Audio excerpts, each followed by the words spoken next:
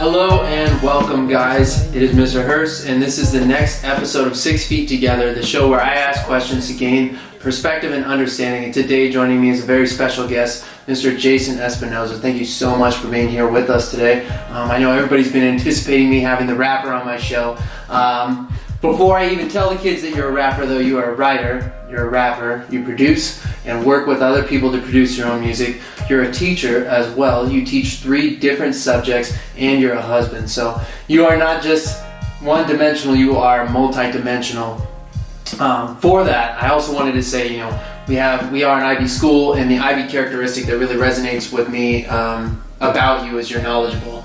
You take all your knowledge of these and you put it in a collage, and when you make music, and you put music together, it's not just one aspect of your life. You're bringing in all those different aspects and perspectives and point of view. And I know that we've talked about perspective in my class. So with that long-winded intro, thank you so much for being here. Of course. It's truly a pleasure. Let's get started with a question for you so we can hear you talk a little bit. One of the lines in your songs is the pain and the stresses, the rage and the messes, but I flip another page and now I'm changing the mess. And for me, that's talking about taking another perspective in any given situation. So how do you feel that you are able to change your perspective, and how do you feel that's helped you conquer all the adversity that you've had in your life to reach the point where you're at right now? Well, that song, is really important to me. It really focuses on, the social things that are going on today, the challenges that we face, but also about our mental health. And that's something that's really important in my life and should be important to everybody's mind. Is it's a mind, body, and soul that we're always trying to focus on to better ourselves and the people around us. So with that song itself and even that lyric, changing the page, another way of saying that is also changing our perspective, like the way we look at things in life. Mm-hmm. And I use a lot of different, contexts, which you'll get into about the word clouds and what that means to be having your head in the clouds. And I'm basically flipping it on its back and saying we can look at this in a way that focuses on the goodness of everything that's going on, that we have in our lives, and trying not to focus on necessarily the negative parts and bringing ourselves down. I know that there's a lot of challenges, there's a lot of things that we face, and we have to deal with them.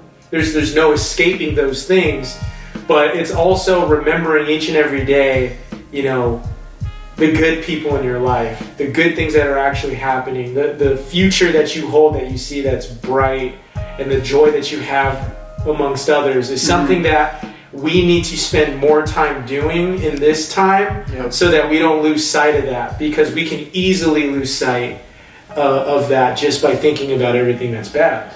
Yeah, absolutely. And I think you hit the nail on the head with that lyric. When I heard the song, it really jumped out at me.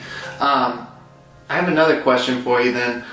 What does it mean when you say my mind is in the clouds right now? How are you able to elevate your thought even when it seems like everybody's mind is not in the clouds? It seems like everybody's mind is kind of down. We've talked about, villainizing other people. As you go to the grocery store and you see people with masks, you're wondering if they have coronavirus and they're going to give it to you. How do you feel that you're rising above and just choosing to see the good of this situation?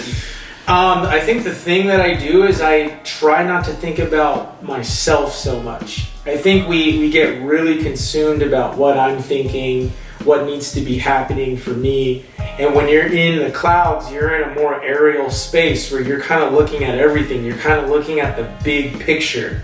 And that's like the whole point of why I say I'm in the clouds, because not only am I in there enjoying the things about my life and others, but I get to spend that time to look at the whole world that's bigger than me and saying I have a purpose beyond myself. I have a purpose to make an impact in other people's lives, like being a teacher. My goal is to impact other people and help them along their journey. Or being as a husband, I have the opportunity to learn more about my spouse and the things that she needs, which then puts us in such a better, harmonious relationship and things like that. And you do that with your friends, you do that with your family. So we all have to, I think, kind of put ourselves in the clouds a little bit, enjoy being up at that altitude, but also looking around the horizon and saying, what can we do for others? Yeah, that's a huge message, because most people are saying, what can I do for me? What can I do that's best for, Mr. Hurst, when we should be saying, what can Mr. Hurst do that's going to offer the most productive benefits from the people that are around me. Absolutely. I have one more question for you then, and I can't exactly remember this line, but it's something like, you can't paint me because you don't have an art degree. Yeah. That speaks to me as somebody who has been misunderstood on many different occasions, and somebody who looks at people, and sometimes we have our own biases when you look at somebody, you make up your own mind. Where were you going with that line? Yeah, so with that verse about saying you can't paint me, and you always use that word where people say they paint you with a brush. People can so easily judge you, and they put it on the wall and say that's who you are. And it's unfair. It's unfair for us to judge other people. And I know even in school, everything about your society and the way you socialize is so important. But we can tend, or we can easily start to say this person is this and that, and it's unfair and it's not right. So I use that analogy and saying, well, you can't paint me because you're not skilled at painting. You don't have an art. So I use the word art degree. Like, how can you claim to paint me one way and you're not qualified to do so? When in fact nobody does. Not even people with art degrees, but this is something that we do. And I mean, when you and I met, we met inside of a classroom, our first class, going to get our master's degree to become teachers, and we sat down, and literally everybody was painting the room. Everybody was looking out and getting their feelers on who was going to be who in this classroom. And you and I met, and I thought, wow, this guy's really cool, and I look forward to studying with him, and it's nice to have somebody else who I really understand. And then I found out that you liked hip hop, and I loved hip hop. Then I found out you wrote hip hop, and I was like, oh my gosh, this guy's awesome. And then I found out you like surfing, and later I fell into surfing, and that's been something. There's been so many more dimensions. If I would have just saw you and thought, I don't know what this guy's about, not taking the chance to really get to know you, we would have missed all these social and all these connections that we have, where we've worked together on schoolwork, we've worked together on sports, we've worked together on weightlifting, we've worked together on listening to music, talking about music. We've had the most engaging conversations, but you have to be willing to be open-minded and understand that, sure, when I first met Jason, I met this much of Jason. And when you first met me, you met this much of me, but as we dug deeper and deeper, we really get to see and uncover who that person is. And at that point, it's so easy to judge the person. And that was just another point. I heard this from, it's actually the general manager of the Golden State Warriors, and he was talking about one of his former players, and this former player gets scrutinized and judged on Twitter, judged on Instagram of their intentions and who they are. And he made a really good point that sticks with me, but he always says, just because you don't understand someone doesn't mean that they're confused. And that's really important to know, that you may not understand why someone is the way they are, but instead of judging them, just know and believe that they have the good intentions, they have a good heart. What they're doing is what they think is best. So if we start thinking of people with the best intentions, then I think we just communicate as people so much better. And again, flip that perspective. How would you want people to think of you?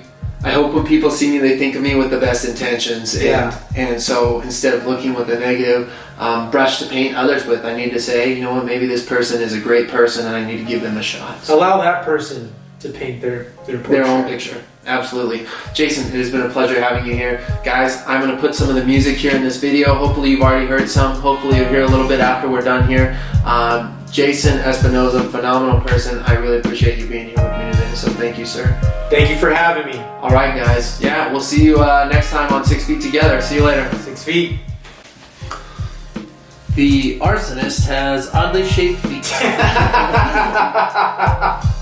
Is that actually for what he said? Yeah, dude.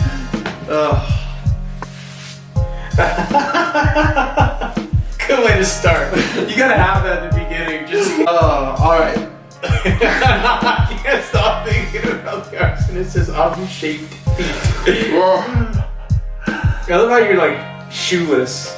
They didn't see my feet. I just want people to know that he does his interviews shoeless. Chill for a minute in the clouds right now. The music isn't loud, let me break it right down. It's not the time to panic, time to be around your brothers and your sisters that really just miss you. Hope you know your love is in the clouds right now.